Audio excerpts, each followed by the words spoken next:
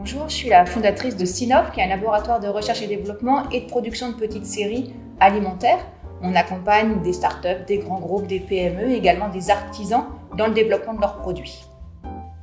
Notre accompagnement est divisé en différentes étapes. La première, c'est une étape d'idéation à laquelle on va pouvoir intégrer des designers, par exemple, pour passer d'une idée à des concepts. Après, on passe à l'étape 2, qui est l'étape de formulation et d'itération, ou d'un concept ou également d'une recette déjà élaborée dans la cuisine. On va la passer à une recette industrialisable avec des itérations qu'on va opérer petit à petit pour améliorer les versions des produits finis qu'on va proposer. Et après, une fois la version validée, on va pouvoir accompagner le porteur de projet sur l'industrialisation avec la recherche de copackers, de sous-traitants. Pour cela, on a aménagé 2 conteneurs maritimes en tant que laboratoire pour nous permettre d'accompagner les porteurs de projet entre cette partie de formulation et d'itération où on arrive à un produit semi-fini ou à MVP, un minimum viable product, et ce passage à l'industrialisation. Et grâce à ces conteneurs maritimes, on a un outil pour faire des petites séries qui permettent de faire quelques unités pour aller tester le marché, tester la viabilité entre le produit et le marché avant d'aller faire une première série avec des volumes qui sont parfois assez importants.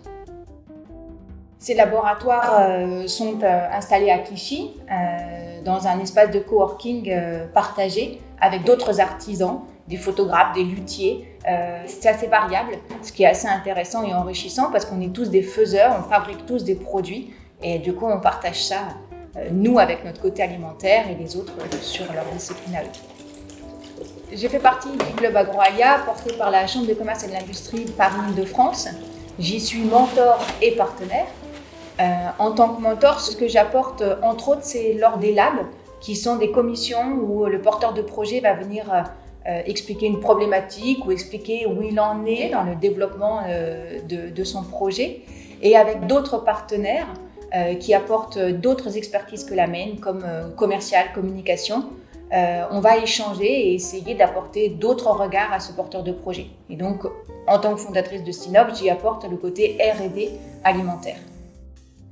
Dans le club Agroalia, il y a également des ateliers auxquels j'ai la chance de participer qui permettent d'apporter d'autres regards de chefs d'entreprise, d'experts qui exposent certaines problématiques. Et c'est des moments qui sont conviviaux, de partage, qui permettent du coup, par effet miroir, d'avoir également un recul sur ce que l'on fait et qui permettent également le networking.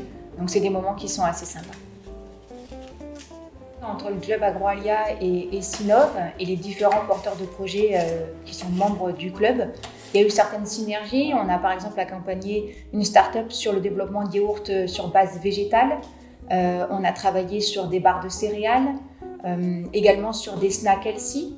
Donc vraiment le développement, la formulation de ces produits alimentaires.